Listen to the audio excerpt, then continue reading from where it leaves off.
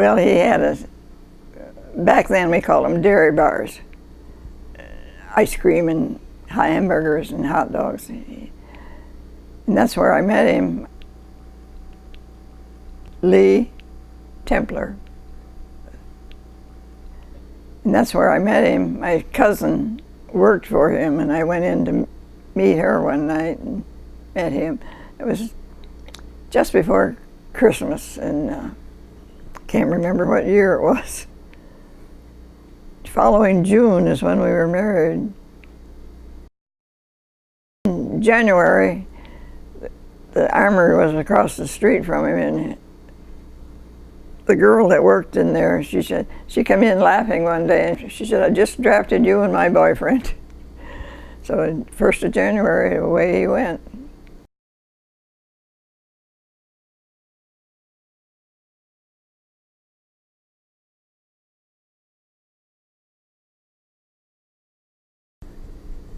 He was there about a year before he went to California and in Pacific. Got a letter from him one day, and of course they didn't dare say anything because it would be cut out. He said, "Last night it was like the 4th of July out here," so I knew what was going on. He was on a ship, and he was in the Philippines when he was in the tower. Came over the tower that the Japs just surrendered. That was after the bomb. Mm-hmm. Yeah. Well, he got home in November of '45. He came home. He came home in Sacramento. Their ship was leaking. They were supposed to come to San Francisco, but it was leaking so bad they went to stop at Sacramento. Well, we stayed in Shelby for, well, all his married life afterwards. Couldn't wait to get back to working.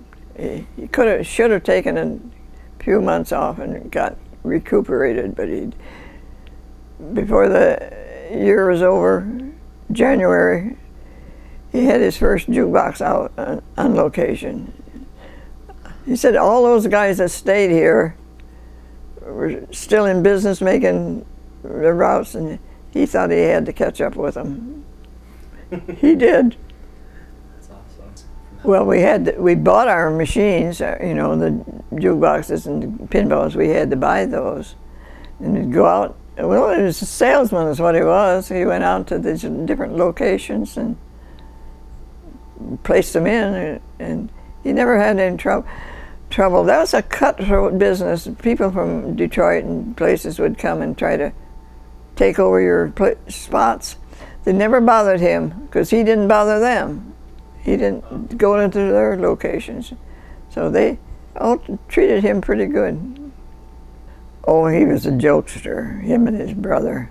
He'd tell them that, and if you couldn't believe what he was telling you, but most people did.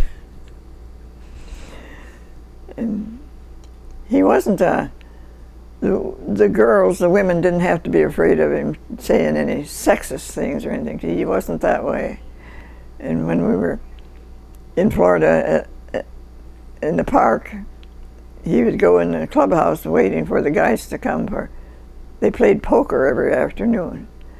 And the women would come in and stop and talk to Lee and go away laughing. He'd tell them some big wild story. But they didn't have to be afraid to talk to him because he was clean and he didn't insult them. By chance? Pets, yeah, he had an English setter and I had a cocker, little black cocker. And one time we went on a vacation and had left them at the vet's. And when we stopped to pick them up, I got in the back seat thinking they'd want to be in the front with him. Well, forget that. They come bouncing into the car right on the back seat on me. They know who fed them. Yeah. And that big dog, he was a regular baby. he'd get a burr in his paw or something. He'd come limping over to me and holding his paw up, much to say, "Take it out, Ma, take it out." He was something. Yeah. Just a big dog being a big. Yeah, he was a big black and white dog, and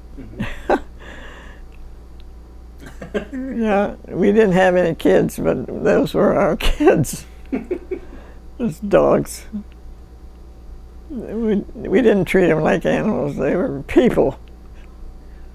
Well, Canada fishing and take a guide and go out in the woods or out backcountry or lakes and rivers. Then he liked to go to Las Vegas and play blackjack. He's pretty good at that. He knew when to quit. Yeah. You know, the one morning when we got ready to leave, we went and had breakfast, and he went over and played a few times and paid for the breakfast, so that was good. All right. Well, he was in April '79 when he was killed. A little bit on how you guys would travel between Florida and Michigan, like to vacation, or was it like just a summer home and winter home kind of thing? Yeah, we had a travel trailer. We'd go down and park in the park. See, about November, middle November, we'd go down and come back in April. We got it in both ends. The car in front of us stopped, and of course we hit him, and then the truck hit us in the rear and pushed us up. So he was the only one that got hurt. He died right there. And we had a guy driving for us. He didn't get anything, I didn't get anything, but the hood of the car came right back into the windshield. Yeah, but, and he said he was alive just enough to say, "Oh God," and then he was gone. And my dad loved him. He said, "When Lee tells you something, you can take it to the bank." He said, he never lies to you. So that's pretty good. And he loved my mother and my sister. She still lives right up the road. They still talk about him.